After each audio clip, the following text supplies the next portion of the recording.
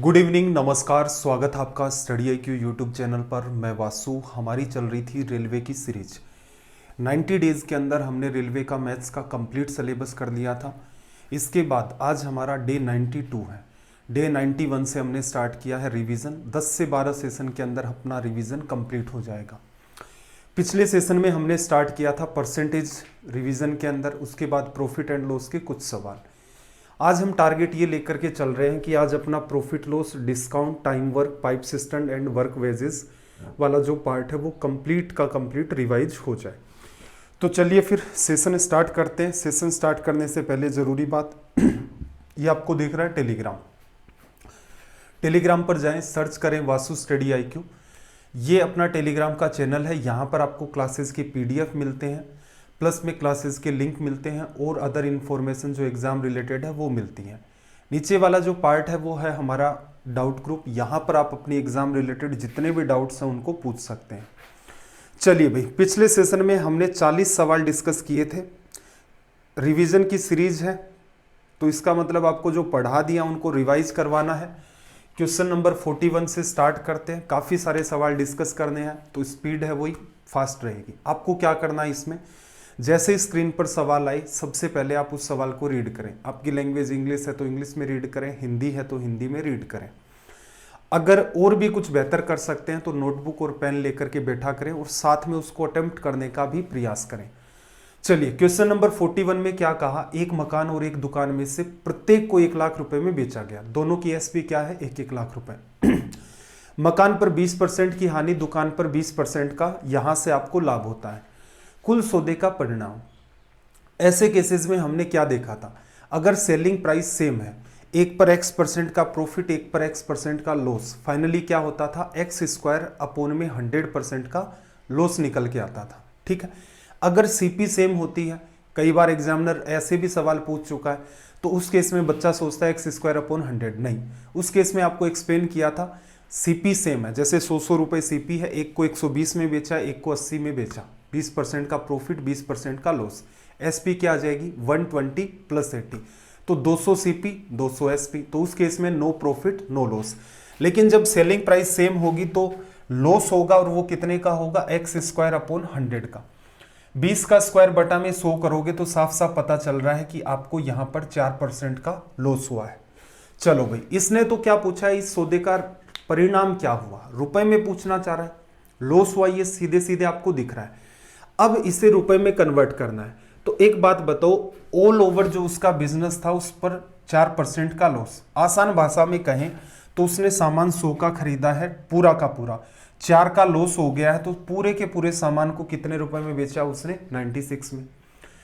पूरे के पूरे सामान को 96 में, तो परसेंटेज के अंदर या रेशियो में आ गया अपना। एक्चुअल में कितने में बेचा, 1 लाख की दुकान, 1 लाख का मकान, पूरा का पूरा जो सामान है वो 2 लाख में बेचा।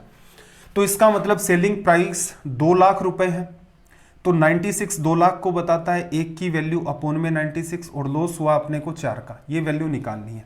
4 गुणा 2 आपका 8, और 12 से कट गया तो 1/12 लाख का उसे क्या हुआ है यहाँ से लॉस लिखा जा सकता है।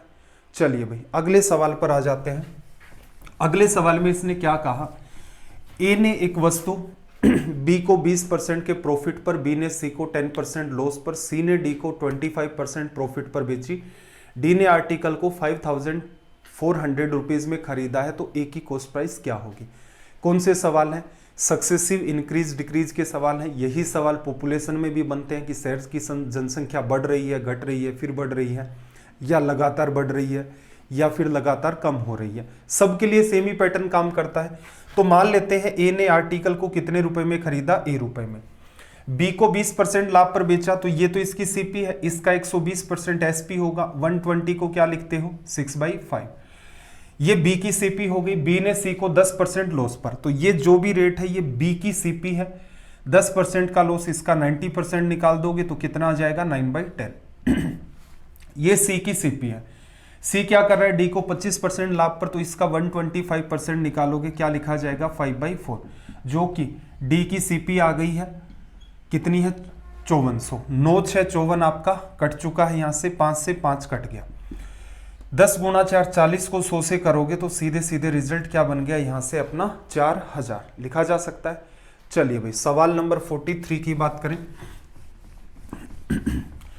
देखो 10% और 20% के क्रमिक बट्टों के समतुल्य एक अकेला बट्टा, दो डिस्काउंट आपके पास सक्सेसिव, आपसे पूछा इनके इक्वल के अंदर एक सिंगल डिस्काउंट क्या होगा।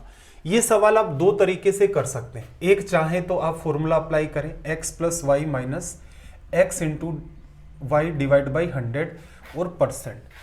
ये कब प्रीफर करते हैं, जब वैल्यू आपके पास दो हो और वो भी क्या हो, इजी। 3 के लिए तो एक नया फॉर्मूला आ जाता है, 3 हो और फॉर्मूले से करना चाहते हैं तो पहले दो वैल्यू पर लगाए, उनका जो रिजल्ट आता है उसको बची हुई तीसरी वैल्यू के साथ लगाए।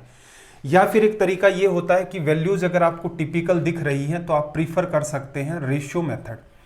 रेशियो मेथड सिंपल है, वो क्या कहता है, मार्क प्राइस बता दो भाई कितनी है और सेलिंग प्राइस कितनी है, क्योंकि मार्क प्राइस के ऊपर ही डिस्काउंट दिया जाता है। तो पहले केस के अंदर क्या हुआ और दूसरे केस में क्या हुआ, दोनों ही केसेस की मार्क प्राइस लिखी, सेलिंग प्राइस, जो रिजल्ट आ रहा है मल्टीप्लाई करके लिखा, उसका रेशियो बनाया, यहां से यहां कितना चेंज दिखा, उसी के बेसिस पर सीधे सीधे आप रिजल्ट निकाल सकते हैं।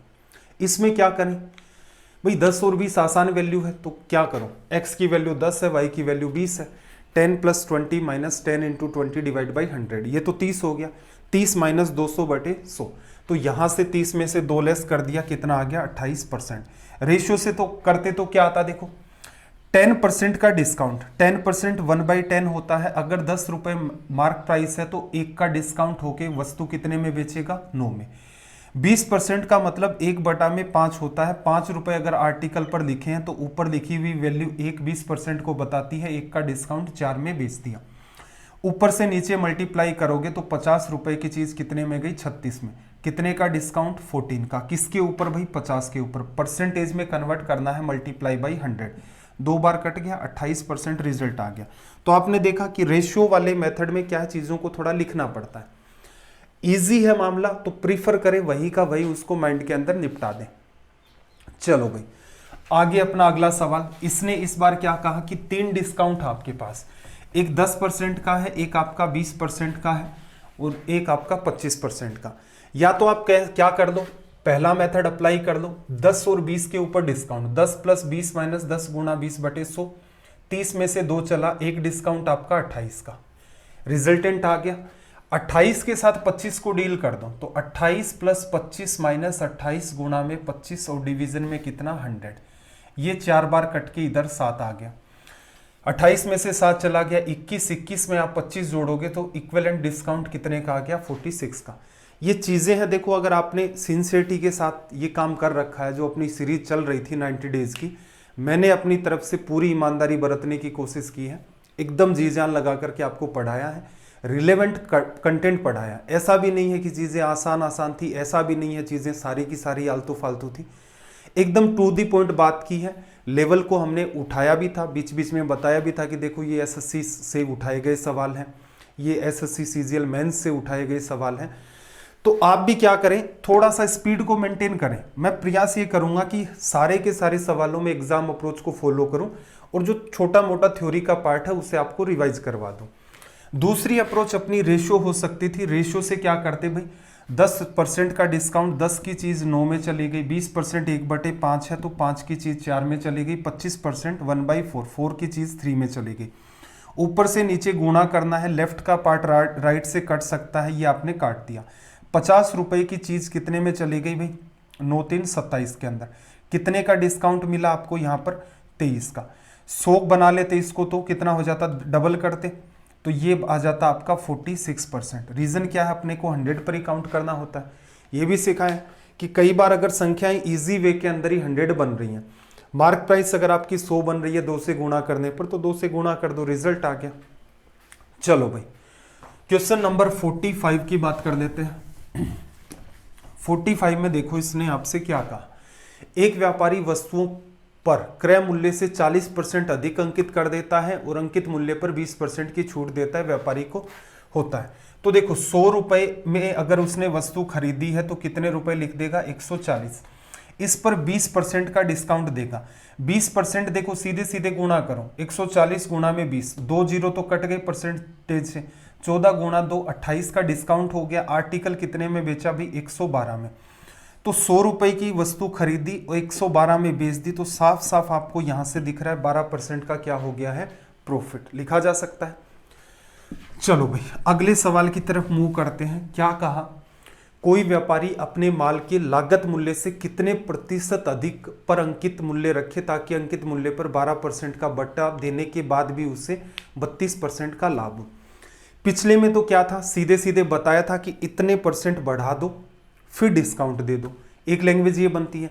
इसके अंदर वो जो दो पार्ट हैं, डिस्काउंट कितने का देना है और प्रॉफिट कितने का लेना है, वो दो चीजें आपको बता रखी हैं। तो ऐसे केसेस में क्या करोगे कि क्रय मूल्य से भी आप विक्रय मूल्य में जा सकते हैं, सीपी से भी एसपी में जा सकते हैं और मार्क प्राइस से भी आप एसपी में जा सकते हैं। तो इसका मतलब सीपी से एक बार आप एसपी में चले जाओ। तो देखना, अगर मेरी सीपी x रुपए है या सीपी मैंने सीपी मानी है, एसपी क्या होगी? तो आप कहेंगे कि भाई 32% का लाभ हो रहा है। ये अपने आप में 100% है। तो यहां पर अगर आपको एसपी चाहिए तो इसका क्या कर दो? 132% निकाल दो। क्या निकल के आ गई? अपनी सेलिंग प्राइस। अब क्या करो आप? मार्क प्राइस से भी सेलिंग प्राइस पर आ जाओ।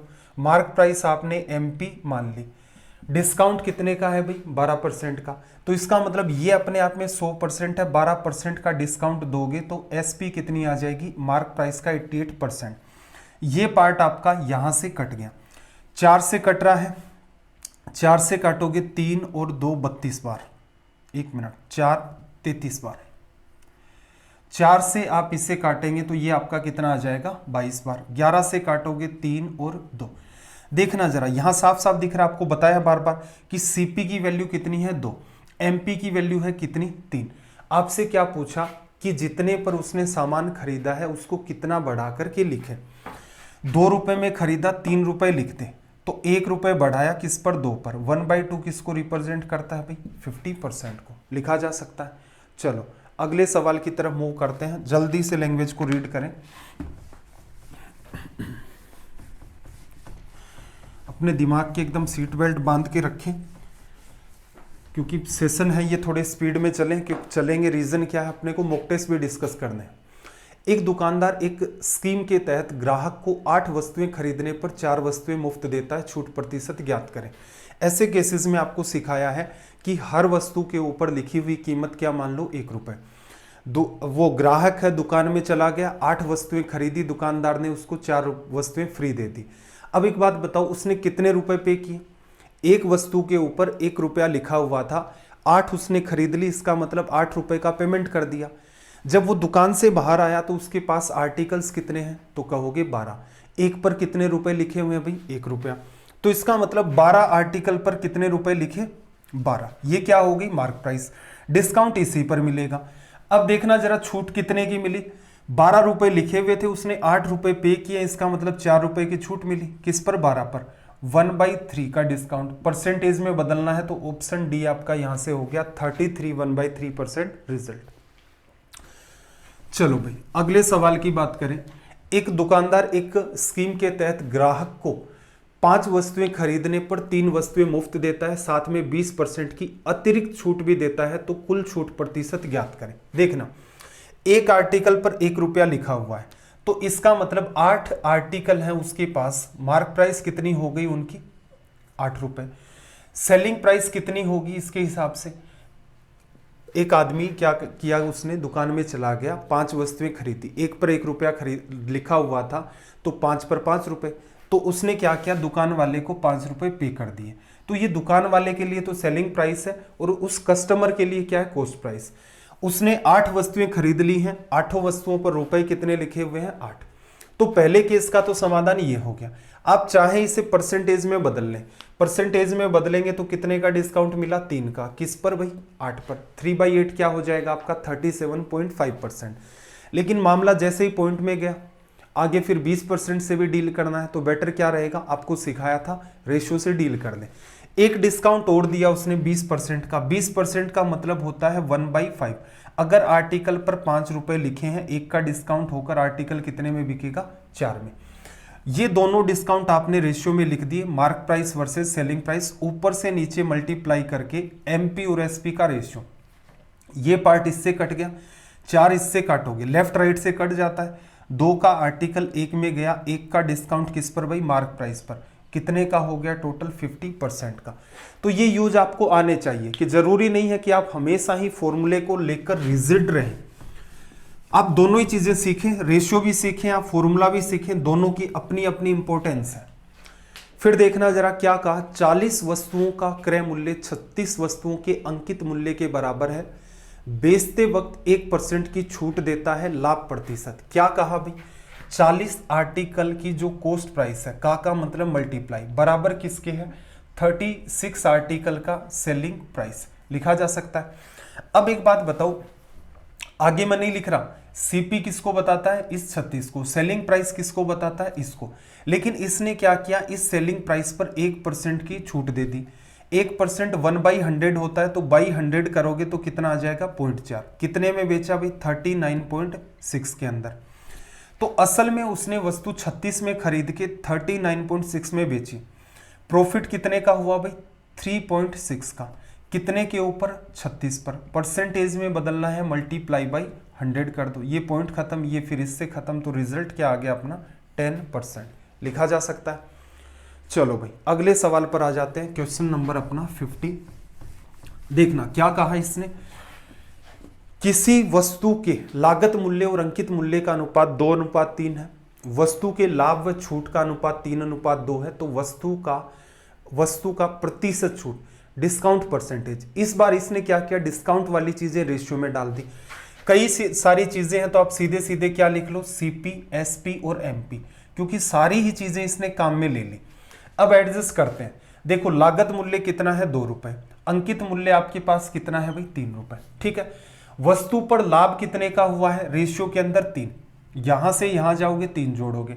डिस्काउंट कितने का दिया गया है भाई, डिस्काउंट दिया गया है 2 का, तो -2 करोगे। देखो जो जो डेटा यहां दे रखा है, कॉस्ट प्राइस भी काम में ले ली, मार्क प्राइस भी काम में ले ली, प्रॉफिट भी काम में ले लिया, डिस्काउंट भी। पहले एक रेशियो जो ओरिजिनल दे रखा है सीपी और एमपी का लिख लिया आपने। फिर उसने क्या कहा, जितने का लाभ होता है सीपी से एसपी पर जाते हैं तो जो भी चीज ऐड होती है वो प्रॉफिट है, मार्क प्राइस से सेलिंग प्राइस पर जाते हैं, जो भी वैल्यू आप डिक्रीज करते हैं वो डिस्काउंट। इनका रेशियो उसने 3 और 2 दे दिया। अब इसे एडजस्ट करना है, देखो सीपी से एमपी के बीच का गैप कितना है 1 का, और इसके हिसाब से देखोगे यहां से यहां जाओगे 3 रुपए जोड़ोगे, यहां से यहां क्योंकि लेफ्ट में आए तब डिस्काउंट हुआ है, एसपी से इधर जाओगे तो 2 रुपए ऐड करोगे। इसका मतलब सीपी से एमपी तक अगर आपको सीधे सीधे जंप करना है तो आपको पता चल रहा है डिफरेंस कितने का है भाई 5 का, और यहां आपको डिफरेंस कितने का दिख रहा है सिर्फ 1 का। 5 बनाना है तो क्या करो, इसको 5 से गुणा कर दो, तो ये वैल्यू कितनी आ गई 10 और ये वैल्यू कितनी आ गई 15।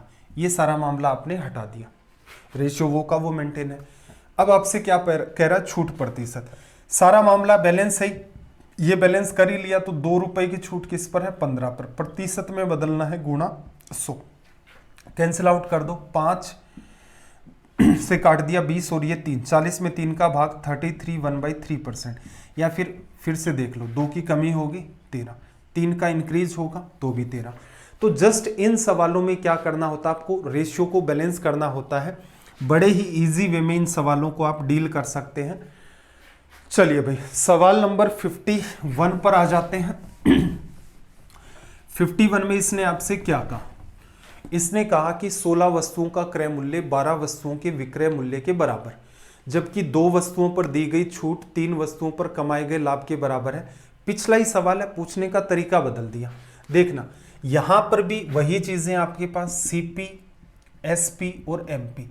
एग्जाम में अगर डील करना है तो क्या सिखाया, 16 का सीपी बराबर 12 का एसपी, तो इसका मतलब 16 का सीपी लिख देता हूं, चलो 16 का सीपी बराबर 12 का आपका एसपी लिखा जा सकता है। कैंसिल आउट करोगे तो ये 4 से कटा 3 बार 4 बार, सीपी की वैल्यू ये है, एसपी की वैल्यू आपकी ये है, लिखा जा सकता है।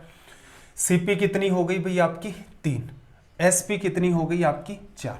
फिर इसने क्या कहा कि 2 पर दी गई छूट, 2 आर्टिकल के ऊपर जो डिस्काउंट है वो बराबर क्या है 3 के ऊपर का प्रॉफिट। तो डिस्काउंट की वैल्यू कितनी है 3 और प्रॉफिट की वैल्यू कितनी है 2। यहां से यहां जा रहे हो तो प्रॉफिट कितने का हो रहा है सिर्फ 1 का, लेकिन आपको बैलेंस क्या करना है, प्रॉफिट 2 होना चाहिए, तो इसको क्या कर दो भाई जस्ट डबल कर दो, 6:8, कंडीशन जस्टिफाई होगी ना। 6 से गए 8 में, प्रॉफिट कितने का, 2 का। अब डिस्काउंट 3 का दे दो, 3 का डिस्काउंट होने के बाद 8 रुपए बचा, तो मार्क प्राइस कितनी आ जाएगी आपकी, 11। आपसे क्या पूछा है, छूट प्रतिशत। 3 रुपए का डिस्काउंट किस पर, 11 पर, प्रतिशत में बदलना है, गुणा 100। 2 बार डिवीजन, 8 बचा, 11 7 77, 3/11%।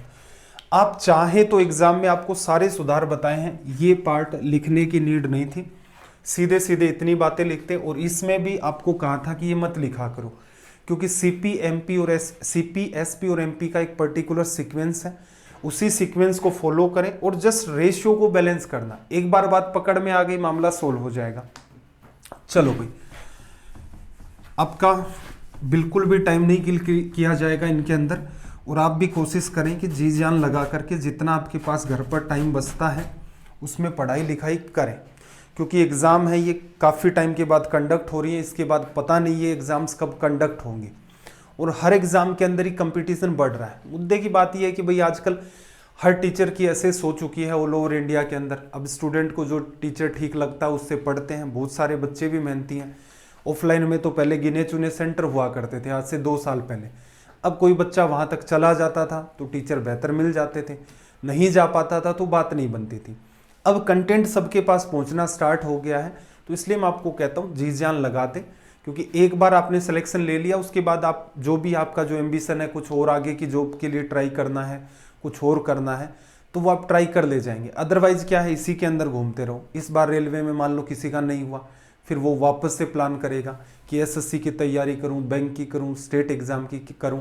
तो इस हिसाब से अपने टाइम को थोड़ा सा यूटिलाइज करें।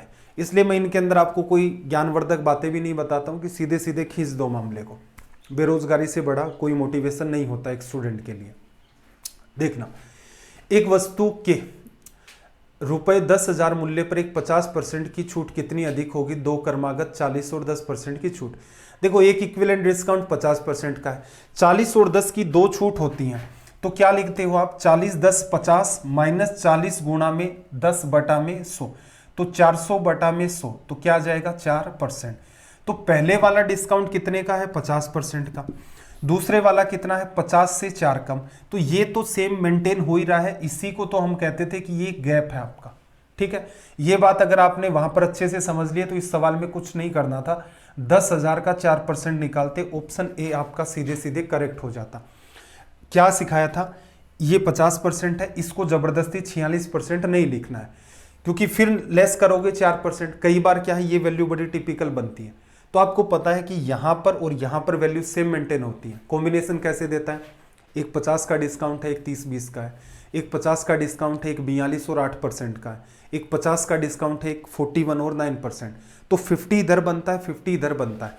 तो इस पार्ट को ही सीधे सीधे आप डील करते हैं। एक्चुअल में सोल्व करेंगे तो बिल्कुल ये 50 बनेगा, ये 46 बनेगा, डिफरेंस 4 का आएगा, लेकिन टाइम किल करेगा। कल को ये कह दे, मान लो कि एक डिस्काउंट 41 का है, एक 9% का है, ये तो 2 सक्सेसिव है, एक 50% का है। 10,000 के लिए ये बात निकालनी है, तो एक बच्चा तो क्या करे, 50 माइनस 41 गुणा 9 बटा में 100 कर रहा है।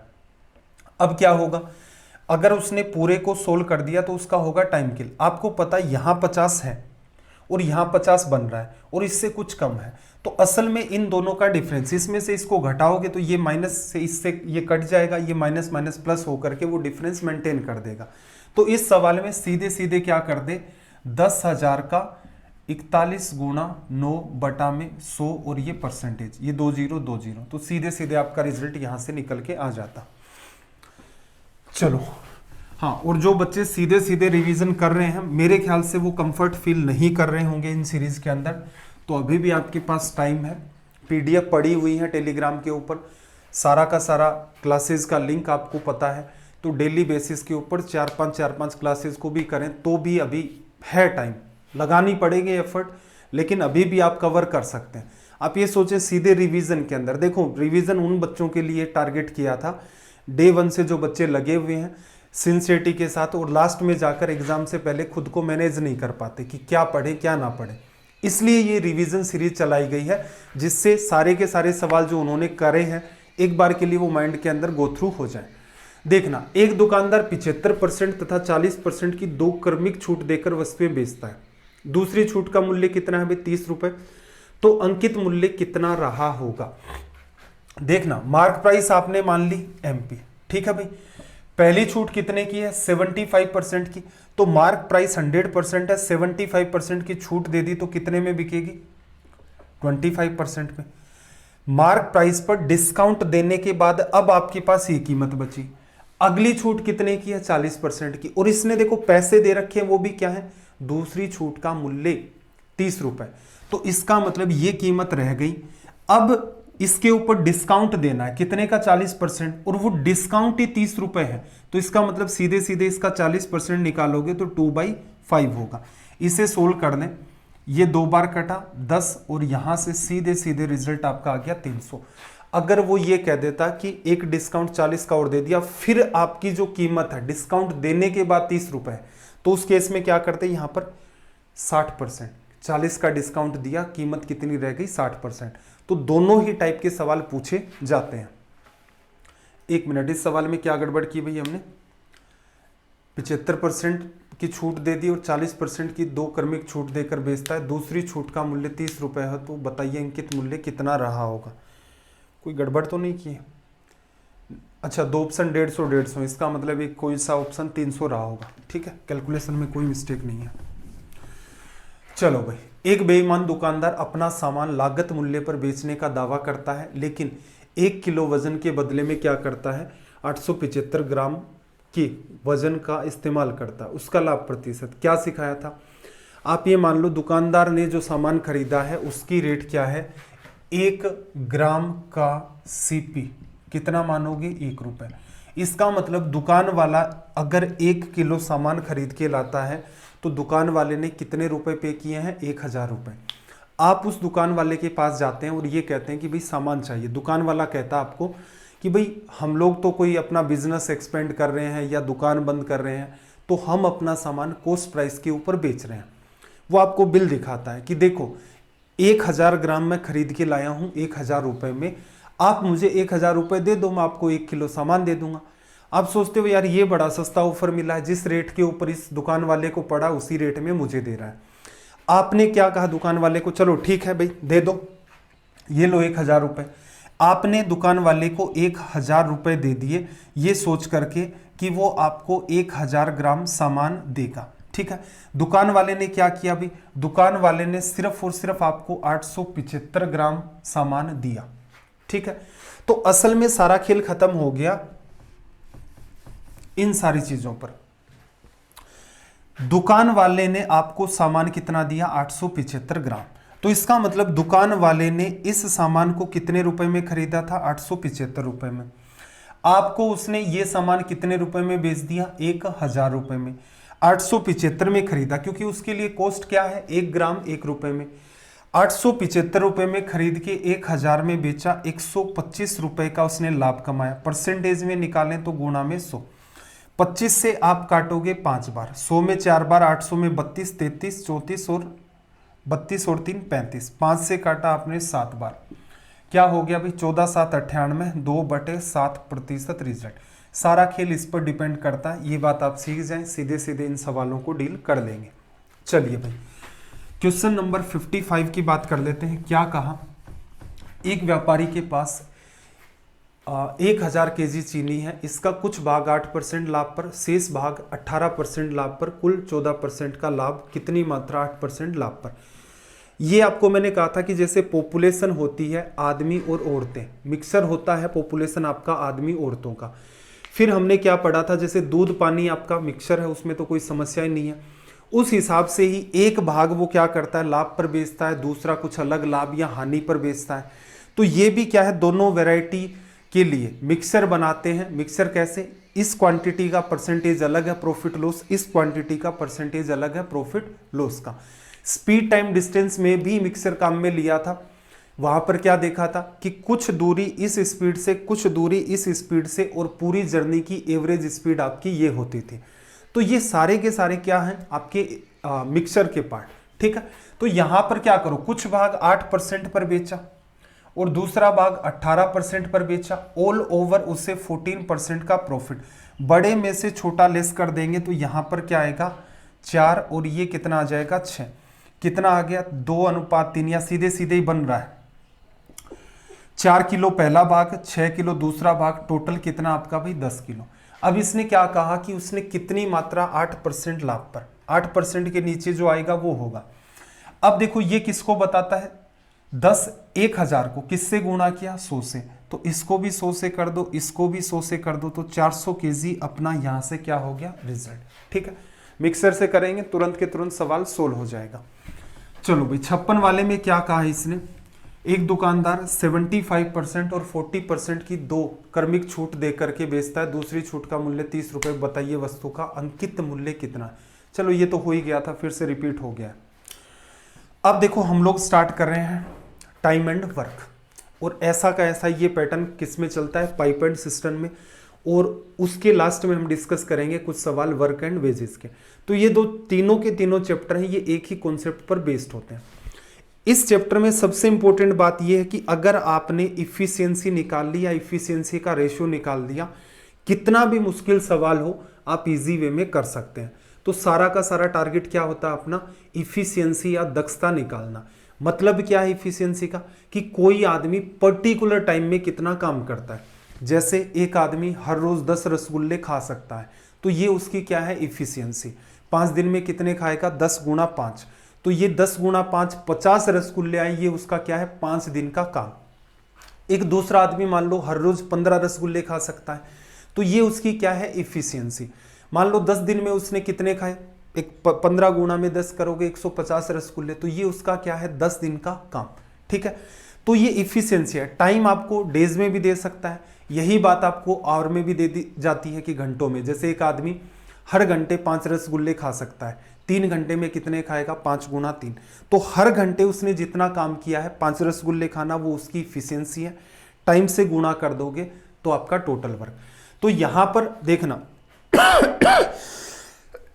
सॉरी, क्या होगा, टोटल वर्क क्या है असल में, इफिशियंसी को टाइम से मल्टीप्लाई किया। ये तो सिंपल सा लॉजिक है। चीजों को आसान करने के लिए हम लोग टोटल वर्क को कई बार एज्यूम करते हैं, तो वो क्या होता है, एलसीएम ले लो, जितने भी टाइप के आपको टाइम दे रखे हैं। इफिशियंसी आपको बताई दी है कि पर्टिकुलर टाइम में किया गया वर्क होता है। टाइम आपको मिनट में, आवर्स में, डेज में दे सकता है। इसके बाद अगला पार्ट है इसका, हमने अभी अभी कहा था, डिस्कस किया था कि टोटल वर्क असल में क्या है, टाइम इंटू में इफिशियंसी। आदमी हर रोज 5 रसगुल्ले खा सकता है, 3 दिन में कितने रसगुल्ले खाए, तो 3 गुणा में 5 15 रसगुल्ले, ये उसका क्या हो जाएगा टोटल वर्क। टी टाइम को बताता है, ई इफिशियंसी को बताता है। आगे चल के ये फॉर्मूला, वहां पर मैंने आपको प्रूफ करके भी बताया था ये फॉर्मूला कि मैन 1 टाइम 1 इफिशियंसी 1 अपॉन में वर्क 1। तो असल में क्या था, ये मैन 1 टाइम 1 इफिशियंसी 1 बराबर वर्क 1। टाइम को इफिशियंसी से गुणा करोगे वर्क आएगा। M1 क्या है, आदमियों की संख्या। कई बार ज्यादा आदमी काम करते हैं तो लॉजिक तो वही चलता है, टाइम इंटू इफिशियंसी और मल्टीप्लाई में मैन, तो आपका क्या जाता था वर्क 1। ऐसे ही M2 टाइम 2 E2 बराबर क्या आता था वर्क 2। एक दूसरे में डिवीजन करते थे तो ये फॉर्मूला बनता था M1 T1 E1 upon M2 T2 E2 बराबर W1 अपॉन W2। W1 को इधर ले आए और ये वाला पार्ट ऊपर चला गया, तो ये फॉर्मूला निकलता था। अब इसमें कुछ चीजें ध्यान रखनी थी। कई बार क्या होता है, सेम ही वर्क दोनों केसेस में काम किया जाता है कि 10 आदमी किसी काम को 15 दिन में करते हैं, बताओ 12 आदमी उसी काम को कितने दिन में करेंगे। सेम ही वर्क है तो W1 बराबर W2 लिखने की नीड नहीं है, तो फॉर्मूला आपके पास M1 T1 E1 बराबर M2 T2 E2 बचेगा। कई बार क्या होता है कि सेम ही इफिशियंसी दे देता है कि पहले भी आदमी काम कर रहे थे, बाद में भी आदमी काम कर रहे हैं, कि 10 आदमी किसी काम को 15 दिन में करते हैं, इससे 5 गुने काम को 18 आदमी कितने दिन में करेंगे। तो पहले भी आदमी है, बाद में भी आदमी है, इफिशियंसी सेम होगी।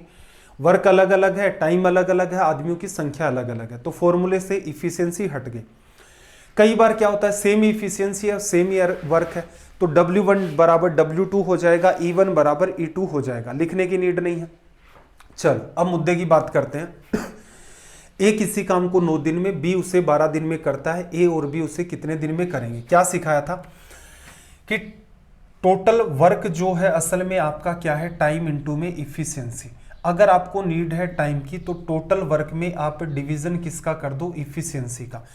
एग्जाम के लिए क्या करो, 9 और 12 का एलसीएम लिया आपने, 9 और 12 का एलसीएम कितना आ जाएगा 36।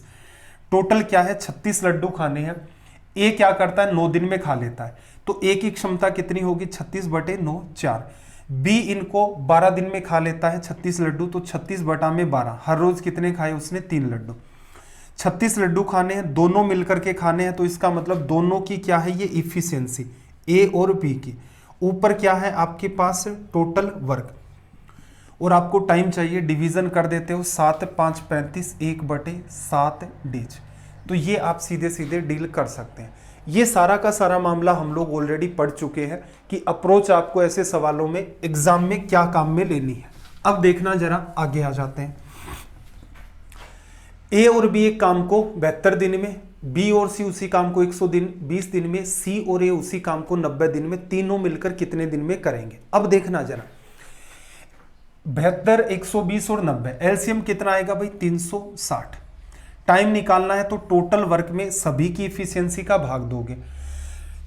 360 लड्डू ए और बी ने 72 दिन में खाए, हर रोज कितना खाते हैं 360 डिवाइड बाई 72, तो कितना आ जाएगा 5। किसकी क्षमता है ए और बी की। फिर देखना बी और सी 120 दिन में 360 लड्डू खाते हैं, डिवीजन करोगे 120 का, इफिशियंसी कितनी आ गई 3, किसकी है बी और सी की। फिर देखना ए और सी 90 दिन में 360 में 90 का भाग दिया, कितना आ जाएगा 4, किसकी इफिशियंसी सी और ए की। नीचे इफिशियंसी किसकी लिखनी होती थी A plus B plus C, ये किसकी है A plus B plus C plus A. 2 बार ए आ गया, 2 बार बी आ गया, 2 बार सी आ गया। इस इफिशियंसी को क्या करना पड़ेगा हाफ, 2 का डिवीजन करोगे तभी 1 बार ए 1 बार बी 1 बार सी बचेगा। 2 का डिवीजन करोगे 2 आपका ऊपर चला जाएगा, 4 3 7 5 12, 30 से कट गया, कितना आ जाएगा 60 डेज लिखा जा सकता है। तो ये अप्रोच आपको यहां पर फॉलो करनी है। चलो सवाल नंबर 59 की बात कर लेते हैं। 59 में क्या कहा, ए और बी किसी काम को 12 दिन में, बी और सी 15 में, सी और ए 20 दिन में, तो अकेला उस काम को, तो इसके अंदर क्या करें बी अकेला, बी अलोन, हिंदी में बी गायब हो रखा है, ठीक है। क्या करें सीधा सीधा है भाई, 12 15 और 20 का एलसीएम लो, 60 आ गया, 60 लड्डू खाने हैं। ए और बी मिलकर के हर रोज कितने लड्डू खा सकते हैं 60 में आप क्या करो 12 का भाग दे दो, ए और बी की इफिशियंसी 5 आ गई। फिर देखना बी और सी 15 दिन में 15 का भाग दोगे, बी और सी की इफिशियंसी कितनी आ गई 4। सी और ए 20 का भाग दोगे तो कितनी आ गई इफिशियंसी 3। ये किसकी इफिशियंसी है बताना जरा, ये इफिशियंसी है A plus B plus C plus A, 2 बार ए 2 बार बी 2 बार सी। अगर मैं इसमें 2 का भाग दे दूं तो अब मेरे पास ये जो इफिशियंसी बची है ये किसकी बची है ए बी और सी की। लेकिन सवाल क्या कह रहा है, काम करवाना है सिर्फ बी से, तीनों लोगों की क्षमता ये हो गई, तो इसमें से क्यों ना आप ऐसा करो, बी की इफिशियंसी चाहिए तो ए और सी की घटा दो।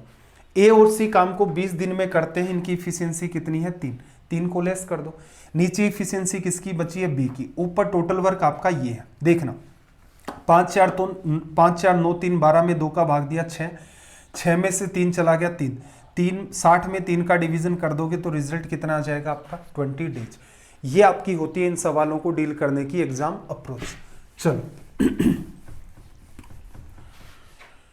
टॉर्चर तो नहीं हो रहे होंगे मेरे ख्याल से, पेशेंस बना के रखें। देखो ए और बी कोई काम 6 और 12 दिन में पूरा करते हैं, दोनों एक साथ काम शुरू करते हैं, 3 दिन बाद एक काम छोड़ देता है। काम पूरा करने में कुल कितने दिन लगेंगे। ऐसे केसेस में क्या करते हो, अगर आपको किसी आदमी का ये पता है कि इसने इतने दिन काम किया फिर छोड़ रहा है, ऐसा करो उसको पहले ही दिन निकाल दो, उसका जितना भी काम है वो उसको पकड़ाओ और निकाल दो, ठीक है। अगर आपको ये पता चलता है कि इस आदमी ने कितने दिन तक काम किया है ये नहीं पता चल रहा है, तो उस केस में क्या करना है, बचे हुए दिन उसको शामिल कर दो। सवाल में बात समझेंगे तो बेहतर लगेगा। देखो टोटल काम 6 और 12 का एलसीएम कितना हो गया 12, ठीक है भाई। अब देखना ए क्या करता है, 3 दिन बाद काम छोड़ देता है। ए की इफिशियंसी कितनी है 12 डिवाइड बाई 6, ए की इफिशियंसी 2 है, तो इसका मतलब क्या हुआ, ए हर रोज 2 लड्डू खाता है। लड्डू कितने खाने हैं 12, दोनों ने काम साथ में शुरू किया। ए क्या कह रहा है 3 दिन के बाद मैं तो जाऊंगा छोड़ करके, तो एक बात बताओ 3 दिन में ये कितने लड्डू खाएगा, हर रोज 2 खा लेता है, तो 3 गुणा में 2 6 लड्डू। तो क्यों ना हम लोग इसे क्या कहें कि तू ऐसा कर, काम शुरू करने हम लोग 12 लड्डू खाने हैं ए और बी मिल करके, हम इसे कहते हैं कि ऐसा कर तू तेरे 6 लड्डू पकड़ और यहां से जा, इसको भेज दिया। अब ये जो 12 में से 6 लड्डू वो ले गया, क्योंकि वो अगर अपने साथ 3 दिन काम करता तो वो 6 लड्डू खाता, उसको उसके लड्डू पकड़ाए, काम से हटा दिया। अब लड्डू कितने खाने हैं? 12 - 6। किसे खाने हैं? बी को। बी क्या करेगा? अब शुरू से लेकर अंत तक काम करेगा। बी की क्षमता कितनी है भाई? 12 / 12, 1। तो इसका मतलब काम आपका कितने दिन में पूरा हुआ? 6 दिन में। रिवर्स में समझो, बी ने 6 दिन में 6 लड्डू खाए, ए 3 ही दिन तक रहा तो उसने 3 गुणा में 2 6 लड्डू खा लिए। टोटल कितने खाने थे? 12। तो इन सवालों में आपको यही करना होता है। जिस आदमी का आपको ये पता चल गया कि इतने दिन बाद ये छोड़ेगा, उसको उसके लड्डू पकड़ाओ और बाहर करो। बचा हुआ काम वो जो बचा हुआ आदमी है वो शुरू से अंत तक करेगा। जैसे देखना, ए एक काम को 20 दिन में कर सकता है, बी वही काम 12 दिन में कर सकता है। बी ने वह कार्य केवल 9 दिन पर तक किया, उसके बाद ए शेष कार्य कितने दिन में पूरा करेगा? देखो इस उन्होंने क्या है, अच्छा साथ में काम नहीं कर रहे हैं। एक किसी काम को 20 दिन में, बी उसी काम को 12 दिन में, साथ साथ नहीं कर रहे हैं। ऐसा नहीं है जैसे पिछले सवाल में तो मेरे ख्याल से क्या था, साथ साथ था ना, दोनों एक साथ काम शुरू करते हैं। इसमें एक साथ नहीं स्टार्ट किया। तो देखो 12 और 20 का एलसीएम लोगे तो कितना आ जाएगा? 60। 60 लड्डू खाने हैं। बी ने क्या किया भाई? 9 दिन तक काम किया, तो 9 दिन के अंदर बी की इफिशियंसी कितनी है? 12 का भाग दोगे तो 5 आ गए। 60 लड्डू खाने थे, बी ने शुरुआत की, 9 दिन में 45 लड्डू खा लिए, कितने बचे? 15। अब इन 15 लड्डू को कौन खाएगा? ए की इफिशियंसी कितनी है भाई? 60 लड्डू वो खा सकता है 20 दिन में, इफिशियंसी 20 का भाग दोगे 3, तो रिमेनिंग वर्क जो है आपका वो ए कितने दिन में करेगा? 5 दिन में। दोनों इस सवाल में साथ मिलकर काम नहीं कर रहे हैं, इसलिए पिछले वाला पैटर्न अप्लाई नहीं होगा। देखना, ए किसी काम को 18 दिन में, बी 12 दिन में एक साथ काम स्टार्ट किया, लेकिन कार्य समाप्ति से 3 दिन पहले बी छोड़कर चला गया। कार्य को पूरा होने में कितने दिन लगेंगे? अब हमें यह नहीं पता है कि बी ने कितने दिन तक काम किया, वरना तो उसमें 3 जोड़ते सीधे ही बता देते। तो ऐसे सवालों में क्या करूं? ए शुरू से अंत तक काम कर रहा है, बी क्या कर रहा है? शुरुआत से लेकर कहीं तक काम किया, काम खत्म होगा 3 दिन पहले काम छोड़ देगा। ऐसा करो, बाहर से कुछ एक्स्ट्रा लड्डू मंगवाओ, इसको पकड़ाओ। कितने? जो बी 3 दिन में खा सके, क्योंकि अगर ये इसे जबरदस्ती हम लोग पकड़ के रखेंगे तो ये अपने जो ओरिजिनल लड्डू हैं उनमें से खाएगा। तो हम ये चाहते हैं कि ये अपने ओरिजिनल काम को भी डिस्टर्ब ना करे और 3 दिन तक अपने साथ मेंटेन रहे। ऐसा करने का फायदा क्या होगा? फायदा ये होगा, शुरुआत से लेकर अंत तक ए और बी दोनों काम करते रहेंगे और उनका टाइम निकाल लेंगे। वही बात आपसे पूछ रहा है। तो 18 और 12 का एलसीएम कितना आ गया? 36। ठीक है भाई, ए की क्षमता कितनी है आपके पास? 18 का भाग दिया 2, 12 का भाग दिया, बी की क्षमता 3। काम पूरा होने से 3 दिन पहले बी छोड़कर जाएगा। हम ऐसा कर रहे हैं कि बी को पकड़ रहे हैं 3 दिन के लिए, हर रोज 3 लड्डू खाता है, तो इसके लिए कितने लड्डू मंगवा लिए? 9। क्योंकि अगर हम इसे सीधे सीधे पकड़ के रखेंगे तो ये अपने इन 36 लड्डुओं में से लड्डू खा लेगा। हम चाहते हैं कि हमारा आंसर भी ओरिजिनल आए, बी हमारे काम को डिस्टर्ब भी ना करे और बी को 3 दिन भी रख लें। 3 दिन रखने का फायदा ये हो गया, अब शुरुआत से लेकर अंत तक ए और बी दोनों ही काम कर रहे हैं, बी छोड़ के नहीं जा रहा है। बी जैसे ही छोड़ के जाएगा हम उसे 3 दिन के लिए पकड़ेंगे और कहेंगे ये तेरे 9 लड्डू हैं, 3 दिन में इन्हें खा लेना। काम कितना करना है? 9 और 36 45 लड्डू खाने हैं, इफिशियंसी दोनों की 5 है, शुरू से अंत तक दोनों लगे हुए हैं, तो टाइम कितना लग गया? 9 डेज। तो ये अप्रोच इन सवालों को सोल्व करने की होती है। देखना, ए बी सी काम को 16, 32, 48 दिन में कर सकते हैं, एक साथ काम करते हैं। बी काम समाप्त होने से 8 दिन पहले और सी 6 दिन पहले काम छोड़ देता है। कार्य कितने दिन में? देखो कितने दिन तक काम किया ये तो नहीं पता चल रहा है। बी 8 दिन पहले छोड़ेगा, 8 दिन पकड़ लो। सी 6 दिन पहले छोड़ेगा, 6 दिन और पकड़ लो। अब क्या हुआ? शुरुआत से लेकर अंत तक ए भी काम कर रहा है, बी भी काम कर रहा है, सी भी। लेकिन बी और सी इन दिनों के अंदर, बी 8 दिन और सी 6 दिन, जितने लड्डू खाएगा वो एक्स्ट्रा मंगवाओ। वो नहीं मंगवाओगे तो अपने ओरिजिनल काम में से वो काम को डिस्टर्ब करना स्टार्ट कर देंगे। अब आसान है, 16 और 32 का एलसीएम 32 होता है, 32 48 का कितना हो गया? 96। शुरुआत से लेकर अंत तक तीनों को रखना है। ए की इफिशियंसी कितनी भाई? 16 6 96, बी की 32 3 96 और सी की 48 2 96 हो गई। बी को 8 दिन एक्स्ट्रा पकड़ना है, तो हर रोज 3 लड्डू खाता है, 8 गुणा 3 24 लड्डू। सी को 6 दिन पकड़ना है तो 6 दिन के लिए हर रोज 2 लड्डू खाता है तो 12 पकड़ा दो। कितना एडिशन होगा भाई यहाँ पर? 8 3 24, 24 में 12 जोड़ा 36, 9 3 120 और 32, 132 आ गया। 11 का डिवीजन करना है एक बार 2 बार। सारा का सारा काम अपना क्या हो गया? 12 दिन में। ये अप्रोच डेवलप करने का प्रयास करें। वहां पर तो हालांकि दोनों ही मेथड हमने देखे थे, लेकिन अब अपना प्राइम फोकस ये है कि आपने भी पैरेलल में मेहनत की है तो आप भी कोशिश करें कि सीधे सीधे इनको डील कर दे जाए। चलो, ए और बी किसी काम को 12-18 दिन में कर सकते हैं। ए काम को आरंभ करता है, उसके बाद बारी बारी से काम करते हैं। काम कितने दिन में पूरा होगा? क्या करना है? 12 और 18 का एलसीएम ले लिया, कितना आ गया? 36। पहले दिन ए काम करेगा, ए की क्षमता 3 और बी की क्षमता 2। 12 और 18 का डिवीजन कर लिया। ये काम कितने दिन का है भाई? 2 दिन का। 2 दिन में 5 लड्डू खाए, खाने कितने हैं आपको? 36।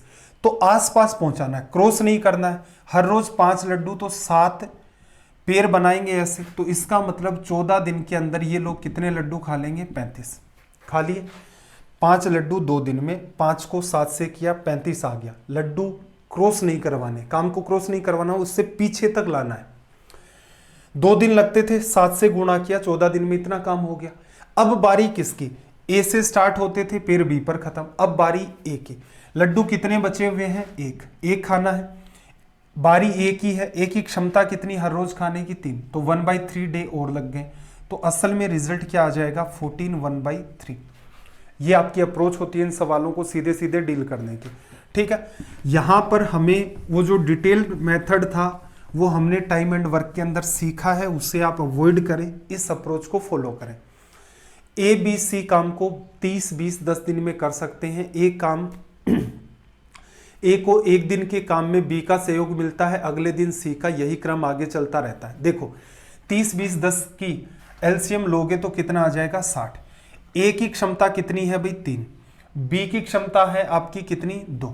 तो और सी की क्षमता है आपकी कितनी? एक मिनट गलत लिख दिया ना। ए की इफिशियंसी आपकी 2, बी की इफिशियंसी आपकी कितनी है? 3, और सी की इफिशियंसी 10 का भाग दोगे 6। अब क्या करा? ए को एक दिन तो इसका सहयोग मिलता है और उससे अगले दिन इसका सहयोग मिलता है, तो इसका मतलब 2 दिन आपके हुए। और 2 दिन में देखो 2 काम इसने किया, 3 काम इसने किया, तो ए और बी 5 काम करेंगे। 2 दिन का पेयर बन रहा आपका किस फॉर्म के अंदर? पहले ए और बी काम कर रहे हैं, फिर ए और सी काम कर रहे हैं। एक दिन ये, एक दिन ये, यही पैटर्न आगे रिपीट होगा। तो पहले एक दिन 2 और 3 ए और बी ने काम किया 5, अगले एक दिन 2 इसने किया, 6 इसने किया, 8। तो इसका मतलब 2 दिन के अंदर काम कितना हुआ? 13। इसी पैटर्न के अंदर आगे भी काम होता रहेगा। इन 13 लड्डुओं को 2 दिन में 13 लड्डू खा लिए, इसके आसपास पहुंचा दो, तो 4 से गुणा कर दोगे तो 52 लड्डू। 52 लड्डू खा लिए इन्होंने कितने दिन के अंदर? 4 से गुणा किया है 8 दिन के अंदर। कितने लड्डू बचे भाई आपके पास? आपके पास 52 खा लिए हैं, 60 में से 8 बच गए। बारी किसकी है? ए और बी की। तो इसका मतलब ये लोग क्या करेंगे? इसमें से 5 लड्डू और खा लेंगे। कितने दिन में? एक दिन में। ठीक है, अब कितने लड्डू खा लिए इन्होंने? 57 खा लिए। कितने बचे? 3। अब बारी किसकी? ए और सी की। दोनों की क्षमता कितनी है? 8, तो 3/8 डेज और लग गए। एडिशन कर दो, 8 और 1 9, 9 में 3/8 ये ऐड किया, तो ऑप्शन फर्स्ट आपका रिजल्ट आ गया। ठीक है, ये अप्रोच है, मेरे ख्याल से और कुछ समझने लायक इनमें है नहीं, बस वो एक पेयर आपको समझना होता है। चलो अगले सवाल की तरफ मूव करते हैं। देखो, एक व्यक्ति, यदि x व्यक्ति एक काम को x दिन में कर सकते हैं तो उसी कार्य को y व्यक्ति कितने दिन में करेंगे? Man 1, time 1, efficiency 1। आदमी पहले बाद में काम कर रहे हैं तो इफिशियंसी लेनी नहीं है। x आदमी x दिन में, ये भी एक काम है, और y आदमी मैं मान लेता हूं t दिन में काम कर रहे हैं। आपको t की वैल्यू निकालनी है। सीधे सीधे क्या आ गई? x² पीछे पढ़ चुके हैं फॉर्मूला, फिर से रिपीट करने की नीड नहीं होगी। चलो अगले सवाल में आए तो अगला सवाल क्या कहता है? 7 व्यक्ति 7 दिन में प्रतिदिन 60 घंटे कार्य करते हुए कार्य की 7 यूनिट करते हैं। 5 आदमी 5 दिनों तक प्रतिदिन 5 घंटे काम करते हुए कार्य की कितनी यूनिट करेंगे? Man 1 time 1 efficiency 1 upon work 1, man 2 time 2 efficiency 2 upon में वर्क 2, इनके द्वारा किया गया काम। 7 आदमी, टाइम कितना 7 गुणा में 7, 49 घंटे। इन्होंने काम क्या किया, इन्होंने 3 यूनिट पूरी की हैं। अब क्या कह रहा है कि 5 आदमी 5 दिन तक, हर रोज 5 घंटे, तो ये मैन कितने हैं, ये टाइम। इफिशियंसी दोनों ही केसेस में सेम है, लिखने की नीड नहीं है। इन्होंने मान लेते हैं x यूनिट काम की पूरी की, x की वैल्यू चाहिए, तो ये देखो 7 से 7 कट गया, x ऊपर आ गया, 125 में डिवीजन कर दिया 7 गुणा 7 49 का, ये आपका यहां से हो गया रिजल्ट। कई बार ये सवाल रिपीट हुआ ये वाला, उसमें बच्चा ये सोचता है कि 7 आदमी 7 दिन में 7 चटाई बनते हैं, 5 आदमी 5 दिन में 5 चटाई बनेंगे, इस टाइप के से सवाल बनते हैं नहीं। देखो 5 घंटे प्रतिदिन काम करके ए किसी काम को 8 दिन में, और 6 घंटे प्रतिदिन काम करके बी उसी काम को 10 दिन में पूरा करता है। 8 घंटे प्रतिदिन काम करके वे दोनों मिलकर उस काम को कितने दिन में करेंगे। सारा खेल क्या बचा, अपने पास इफिशियंसी नहीं है ए और बी के, वर्क तो दोनों में सेम है। तो देखो ऐसा करो, ए की क्षमता कितनी मान लेते हैं, ए 5 घंटे हर रोज काम करता है, और कितने दिन तक काम किया, 8 दिन तक, तो टोटल कितने घंटे हो गए, 8 गुणा 5 40। इफिशियंसी को जब आप टाइम से गुणा करते हैं तो टोटल वर्क निकल के आता है, आ गया। यही काम मतलब सेम ये का ये टोटल वर्क बी करता है। बी की क्षमता क्या है, बी हर रोज कितने घंटे, 6 घंटे, 10 दिन में कितना काम किया, 10 गुणा 6 60 घंटे, आ गया। देखो जब आप सोल्व करेंगे तो देखना ये पार्ट इससे कटेगा। बी की क्षमता 4, ए की क्षमता कितनी 6। अब आपसे क्या कह रहा है, 8 घंटे प्रतिदिन काम करते के दोनों मिलकर काम कितने दिन में पूरा करेंगे। तो हमने क्या कर दिया, दोनों मिलकर काम कर रहे हैं, बी की क्षमता 4, ए की क्षमता 6, दोनों की क्षमता 10, हर रोज 8 घंटे, और कितने दिन में भाई, टी दिन के अंदर काम करेंगे। तो इफिशियंसी को टोटल टाइम से गुणा किया तो टोटल वर्क आ गया। अब वर्क कौन सा, वर्क या तो ये ले लो या ये ले लो। अब जैसे आपने वर्क ये ले लिया तो ए की क्षमता कितनी है भाई 6, और गुणा में, अब देखो यहां पर कटा हुआ पार्ट नहीं लेना है, एक्चुअल डेटा लेना है। आपने सिंप्लीफाई कर दिया, एक एरर हो सकती है यहां पर, वहां भी आपको बताया था। कई बार बच्चे क्या इसको एकदम सोल्व कर देते हैं, जैसे 2:3 भी कर देते हैं। यहां पर आपको पता है ए 40 घंटे में काम करता है, एक्चुअल में काम हुआ है, आप बाद में उसे अपने हिसाब से सिंप्लीफाई करते हैं, वो बात अलग है। तो ए की क्षमता 6 गुणा में 40, सोल्व कर दें। 8 से काटा 5 बार, 6 5 30, 10 का भाग दे दिया तो कितना आ जाएगा 3 डेज। ये सॉल्यूशन होता है इन सवालों का।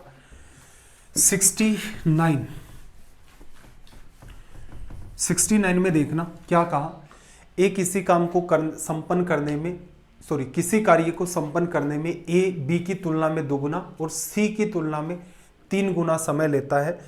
वे तीनों मिलकर के उस काम को 1 दिन में पूरा करते हैं। ए अकेला उस काम को कितने दिन में करेगा। देखो ए बी और सी, इफिशियंसी का इनका रिलेशन आपको लिखना है। ए बी की तुलना में 2 गुना, सी टाइम दे रखा है, सॉरी यहां पर टाइम की बात करें, ए बी की तुलना में 2 गुना, बी ने 1 घंटे लगाया तो ये क्या करेगा 2 घंटे लगाएगा। सी की तुलना में 3 गुना, सी अगर 1 घंटे लगाता है तो ये 3 घंटे लगाता है। इसको 2 और 3 का कुछ ऐसा कर ले कि इजी हो जाए, तो इसको क्या ले लिया हमने 6 ले लिया। इसका 2 गुना, इसका मतलब इसका टाइम 3 घंटे, इसका टाइम जो भी होगा उसका 3 गुना, ये क्या आ गया 2। रेशियो में हालांकि बैलेंस करना भी सिखाया। अब आपको पता है जब वर्क फिक्स होता है, टोटल वर्क आप लिखते हो टाइम इनटू में इफिशियंसी। अगर ये आपका फिक्स हो गया तो इफिशियंसी इधर भेज दोगे, 1/E प्रोपोर्शनल टू किसके हो जाएगा, टाइम के। तो अगर आपको इफिशियंसी का रेशियो निकालना है तो क्या करते हो, 1/6, 1/3, 1/2 गुणा कर दिया किसमें 6, 3 और 2, 12 से गुणा कर दिया। इफिशियंसी क्या आ गई 2:4 और यहाँ पर 6। एक तरीका तो आपका ये है, या फिर आप क्या करें दूसरा तरीका एलसीएम के थ्रू कर ले। बाकी एलसीएम की नीड नहीं है, सीधे सीधे इंटरचेंज कर दें। अब कई बार क्या स्टूडेंट एकदम समझदार होता है तो वो दिमाग लगा लेता है, क्या 6, 3, 2 का एलसीएम कितना हो गया 12, 1/6, 1/3, 1/2 और 12 से गुणा करेगा। तो इसका मतलब 12 में भाग दिया 6 का 2 आ गया, 4 आ गया और ये कितना आ गया 6। इफिशियंसी आप चाहें तो सीधे भी लिख सकते हैं। चलो क्या हुआ, कैंसिल आउट भी हो रहा है, 2 बार 3 का भाग दिया 4 बार अच्छा एलसीएम तो वैसे 6 ही आना था ना, 1 2 और 3, ठीक है ये लिख दिया। क्या कहा देखो, तीनों मिलकर एक दिन में 3 लड्डू खाएगा, 2 लड्डू खाएगा, 1 लड्डू, एक दिन में 6 लड्डू खाए इन्होंने, ये टोटल काम हो गया। ए अकेला उसे कितने दिन में करेगा, ए की इफिशियंसी 1 है तो रिजल्ट यहां से क्या आ गया 6 डेज। कुछ भी नहीं करना, सारा का सारा वो का वही खेल चल रहा है, टाइम इंटू इफिशियंसी बराबर टोटल वर्क। इफिशियंसी फाइंड कर ली, सेशन स्टार्ट करने से पहले भी मैंने आपको कहा था इफिशियंसी फाइंड हो गई, इसका मतलब सवाल सोल्व हो गया।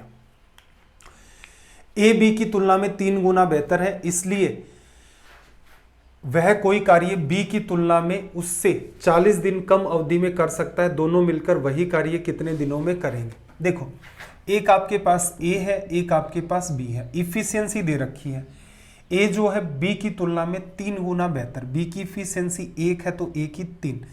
टाइम क्या होगा, इंटरचेंज हो जाता है, 2 ही लोग हैं तो इसको 1 टाइम लगता है तो इसे कितना लगेगा 3। अब इसने क्या कहा, इसलिए वह कार्य बी की तुलना में 40 दिन कम अवधि में, तो देखना जरा अंतर कितने का है, 2 का, 2 किसको बताता है 40 को, तो गुणा में कर दो 20। तो इसका मतलब ए काम को 20 दिन में करता है, बी उसी काम को 60 दिन में करता है। अब आपसे क्या कह रहा है, दोनों मिलकर वही कार्य कितने दिन में करेंगे, पहले टोटल वर्क तो ढूंढ लो। ए 20 दिन में पूरा काम करता है, हर रोज कितने लड्डू खाता है 3, तो टोटल वर्क क्या हो गया 20 दिन में 20 गुणा 3 60 लड्डू खाए। टोटल वर्क आप चाहें तो बी से भी उठा लें, बी 60 दिन में काम करता है, हर रोज 1 लड्डू खाता है, तो 60 गुणा 1, तो टोटल वर्क सेम आता है, किसी भी तरफ से लिख सकते हैं। अब आपसे ये कह रहा है कि 60 लड्डू खाने हैं और दोनों मिलकर के खाएंगे, ये हर रोज 3 खाता है, ये हर रोज 1 खाता है, 4 का भाग दे दिया, कितना आ जाएगा 15 डेज, लिखा जा सकता है।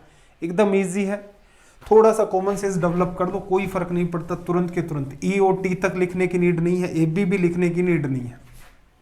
देखना x 20 घंटे में 80 पेजेस की कॉपी करता है, x और y मिलकर के 27 घंटों में 135 पेजेस की कॉपी कर सकते हैं, y अकेला 20 पेजेस की कॉपी कितने समय में करेगा। देखो x हर घंटे कितना काम कर रहा है वो देख लेते हैं, x हर घंटे काम कर रहा है आपका 80 पेजेस 20 घंटे में, 80 में 20 का भाग दिया, हर घंटे 4 पेज, ठीक है। x और y मिलकर के दोनों 135 पेज 27 घंटे में, 27 गुणा 5, इसका मतलब हर घंटे 5 पेज, हर घंटे 5 है तो इसके अंदर x की इफिशियंसी तो 4 है, तो y की कितनी है 1। अब आपसे क्या कह रहा है 20 पेजेस की कॉपी करनी है, टोटल वर्क 20, कौन करना चाह रहा है y की इफिशियंसी 1, कितना टाइम लगेगा भाई 20 आवर्स, सिंपल। चलो भाई सवाल नंबर 72 की बात कर लेते हैं। 72 के अंदर देखो 16 आदमी या 20 स्त्रियां एक काम को 25 दिन में कर लेती हैं, या तो 16 आदमी लगा दो या 20 स्त्रियां लगा दो।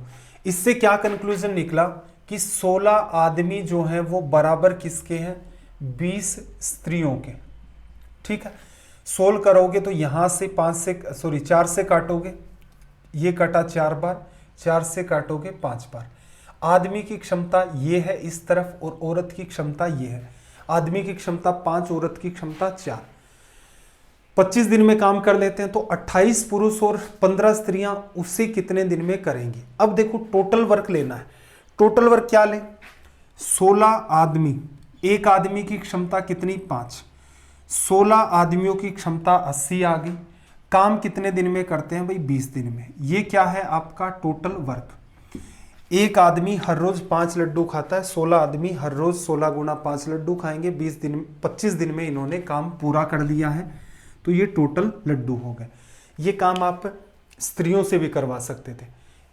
इफिशियंसी 4, दिन कितने 20, तो 4 को 20 से करोगे, यहाँ वाली बात 80 और बीच में दिन कितने दे रखे हैं 25, वो तो सेम है, तो total work efficiency into time. अब ये काम करवाना किससे 28 पुरुषों से, एक आदमी की क्षमता कितनी है 5, 28 गुणा 5 कितना आ गया 140, ठीक है। 15 स्त्रियां भी चाहिए आपको, 15 स्त्री 15 गुणा 4 60। इफिशियंसी ले ली, कितने दिन में करेंगे, गुणा में क्या कर दो टी की वैल्यू निकालनी है, सोल्व कर दे। देखना कितना आ गया ये 140 60 200 25 60 200, 8 से काटा 2 बार, 5 गुणा में 2 10, ये आपका यहां से हो गया रिजल्ट, टी की वैल्यू। चलो भाई अगले सवाल की तरफ मूव करते हैं। 73 नंबर का सवाल क्या कहा, एक पुरुष और एक स्त्री साथ साथ काम करते हुए 18 दिन में काम पूरा करते हैं। उस कार्य को करने में इफिशियंसी 3:2 है। स्त्री उस काम को अकेला, देखो इफिशियंसी दे रखी है, कुछ भी नहीं करना, दोनों मिलकर के काम कर रहे हैं 18 दिन में, दोनों की इफिशियंसी 3 + 2 5 गुणा में 18, टोटल वर्क आ गया। यही काम स्त्री से करवाना है, स्त्री की इफिशियंसी 2 है, 9 बार कट गया, तो सीधे सीधे रिजल्ट कितना आ गया 45 डेज। इफिशियंसी जब आपके पास होती है इसका मतलब सवाल आपका तुरंत सोल्व होगा, और इफिशियंसी फाइंड करना ही असल में टाइम एंड वर्क को सोल्व करना है। एक पुरुष, एक स्त्री और एक लड़का मिलकर के काम 3 दिन में पूरा करते हैं। एक पुरुष अकेला उसे 6 दिन में करता है, एक लड़का उसे 18 दिन में करता है। तो देखना, आदमी की बात करें, आदमी इसे करता है 6 दिन में, लड़का इसे करता है 18 दिन में, और यहां पर आदमी, लड़का और औरत ये तीनों मिलकर के 3 दिन में। एलसीएम ले लिया, कितना आ गया 18। आदमी की क्षमता कितनी 3, बच्चे की 1, और सब की मिलाकर के कितनी 6। 3 आदमी की 1 बच्चे की, तो औरत की क्षमता कितनी हो गई 2। स्त्री अकेली उसी काम को 18 लड्डू खाने हैं, हर रोज 2 लड्डू खाएगी, तो कितना टाइम लगेगा 9 डेज, लिखा जा सकता है। चलो भाई 75 में आ जाते हैं। क्या कहा, एक आदमी अथवा 2 औरतें अथवा 3 लड़के किसी काम को पूरा करने में 88 दिन लेते हैं। क्या कहा इसने, एक आदमी लगा दो, या फिर क्या करो 2 औरतें लगा दो, या फिर 3 बच्चे लगा दो। ठीक है, 3 बच्चे लगा दो, सबका किया हुआ काम सेम है, तो इसका मतलब एक आदमी की इफिशियंसी m माने तो 1 × m = 2 × w = 3 × c। रेशियो में सिखाया था, इसको सिंप्लीफाई करना पड़ेगा। डिवाइड करोगे इसे 6 से, अपोन में कितना आ जाएगा 6। यहां पर 6 का डिवीजन करोगे तो ये वाला पार्ट कट के कितना बचेगा, यहां पर 3। 6 का भाग दोगे, ये वाला पार्ट कट के क्या बचेगा 2।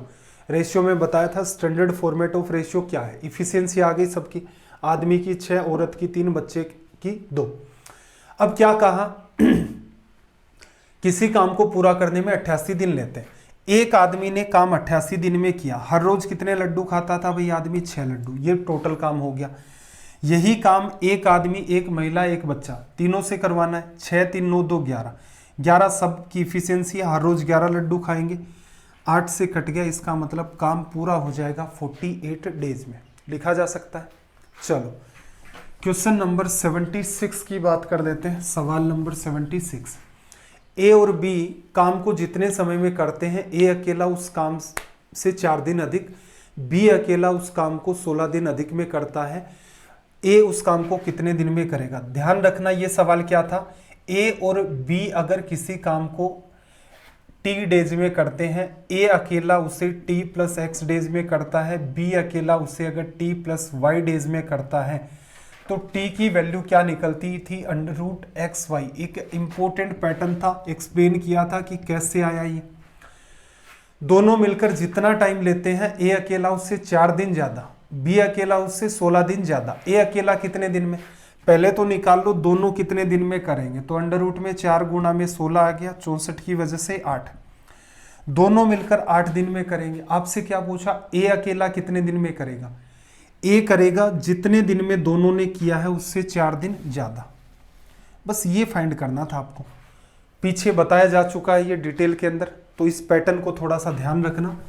सीजीएल में, इवन मेंस में भी इस पर बेस्ड सवाल पूछे जा चुके हैं। देखो अब आ गया अपना pipe and system. Pipe and system में स्वतंत्र नंबर सवाल देखो, ए, बी और सी एक ओवरहेड टैंक को क्रमशः 4 6 12 घंटे में भरते हैं, तीनों एक साथ खोल दिए। क्या करना है यहाँ पर, टाइम का एलसीएम ले लोगे तो टंकी का आकार आ जाएगा। जैसे टाइम एंड वर्क में क्या था, टाइम का एलसीएम लोगे तो क्या निकल के आएगा आपका टोटल वर्क। ठीक, तो एलसीएम कितना आ गया 12। ए की क्षमता कितनी आ गई 12/4, फिर ये 6 की वजह से 2, ये 1, 3 2 5 और 1 6। कितना टाइम लगेगा तीनों को 2 घंटे, लिखा जा सकता है। चलो सवाल नंबर 78, क्या कहा, ए बी और सी मिलकर किसी पानी की खाली टंकी को 10 मिनट में भर सकते हैं। ए इसे 30 मिनट में, बी इसे 40 मिनट में, तो नल सी इसे भरने में कितना समय लेगा। 10, 30 और 40 का एलसीएम कितना आ गया भाई अपने पास, 120। तीनों की क्षमता 10 मिनट में भरते हैं तो 10 का भाग दोगे, तीनों की क्षमता 12।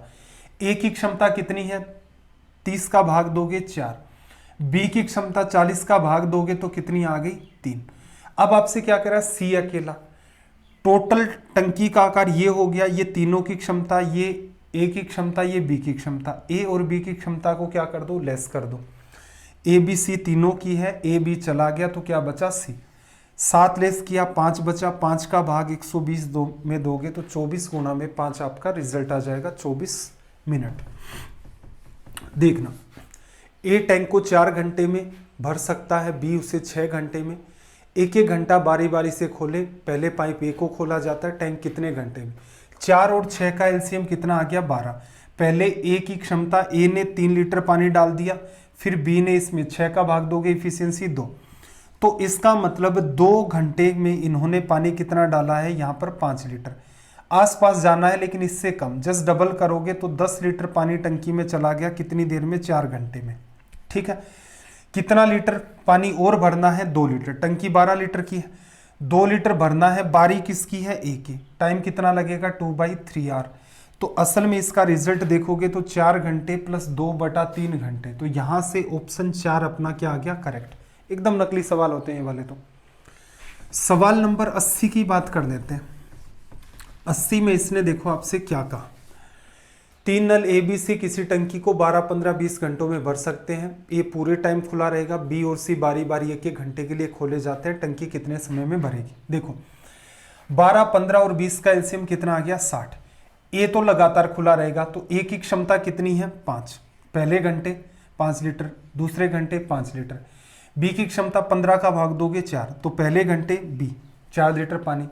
फिर अगले घंटे क्या है, ए तो चलेगा ही चलेगा। सी की इफिशियंसी 60 में 20 का भाग दिया 3। तो असल में देखोगे पहले घंटे ए और बी काम करते हैं, फिर ए और सी काम करते हैं। तो कुल मिलाकर के 2 घंटे में जो काम किया गया है वो 5, 4, 9, 5, 3, 8, 10 और 7 आपका 17 लीटर। आसपास जाना है, किससे गुणा कर दे, 3 से। 51 लीटर पानी भरा कितनी देर में, 6 घंटे में। अब किसकी बारी आएगी भाई, टंकी में पानी कितना डालना है आपको, 9 लीटर। टंकी खाली कितनी है, 9 लीटर की। कौन भरेगा, ए और बी। तो यहां से टाइम क्या आ गया, 1 घंटे। तो कुल मिलाकर के टंकी को भरने में कितना टाइम लगा, 6 और 1 7 घंटे। लिखा जा सकता है। चलो भाई, सेशन को आज यहीं तक रखते हैं हम लोग। 40 सवाल हमने डिस्कस कर लिए आज के सेशन में।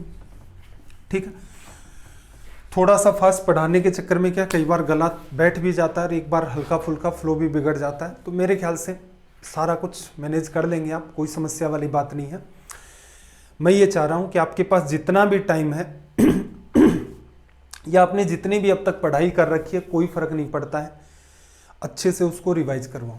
मैथ्स की जिम्मेदारी मैंने ले रखी है, तो मेरा पूरा प्रयास है कि 10-12 दिन के अंदर मैं आपको पूरी चीज़ें रिवाइज करवा दूँ, मॉक टेस्ट लगाऊं। मॉक टेस्ट के अंदर कोशिश करें कि सारे के सारे सवालों का ही डेटा हम लोग चेंज कर दें जो पहले हमने कर रखे हैं। ठीक है, तो ये अपना पैटर्न रहेगा। आप अपनी तरफ से कोशिश करें, जितना भी आपके पास टाइम है XYZ, कहीं निकलना बंद कर दो। मोबाइल पर जितनी देर क्लास पढ़ी उतनी देर पढ़ी, उसके बाद मोबाइल को स्विच ऑफ करके रख दो, क्योंकि ये सबसे बड़ा दुश्मन आपको पता नहीं चल रहा है। अलग अलग रिसर्च निकली है, वो सब बताती हैं कि कैसे जो आपका मोबाइल है वो दिमाग को हिला देता है। तो ये काम करें, मेरा आपको यही सजेशन है। मोबाइल से जितनी देर आप पढ़ रहे हैं पढ़ते रहें, उसके बाद हटा दें। अगर इंस्टाग्राम, फेसबुक, ये वो कुछ भी सोशल मीडिया प्लेटफॉर्म अगर आप यूज कर रहे हैं जिससे आपकी पढ़ाई को, फेसबुक से कोई सहयोग नहीं मिलता है, इंस्टाग्राम से भी नहीं मिलता है, व्हाट्सएप से हो सकता है शायद मिल जाए, फिर भी कोशिश करें कि ये जितने भी हैं फेसबुक, इंस्टा, इन सबको एक बार के लिए मोबाइल से अनइंस्टॉल कर दें। ये बहुत ज़्यादा आपका टाइम किल करते हैं। और यूट्यूब पर भी टाइम बिताना कम करें। क्लास देखी, मोबाइल को कोशिश करो स्विच ऑफ करके छोड़ दिया, अपना रिवाइज करना स्टार्ट कर दो। यकीनन अच्छा खासा 5 दिन के अंदर या 1 वीक के अंदर आप देख ले, अच्छा खासा आप में इंप्रूवमेंट होगा। नहीं हो रहा है तो कोई बात नहीं, वो पुराना डरा तो कभी भी आप फॉलो कर सकते हैं। तो आई होप आपको ये सेशन अच्छे लग रहे होंगे। कोई सजेशन है तो रख सकते हैं, कैसे लगते हैं कमेंट करके बताया करें। टेलीग्राम चैनल अभी तक अगर आपने ज्वाइन नहीं किया तो एटलीस्ट उसको भी ज्वाइन करें। आपका दिन रात सब मंगलमय हो। चलिए फिर मिलते हैं अगली क्लास में। जय हिंद, जय भारत।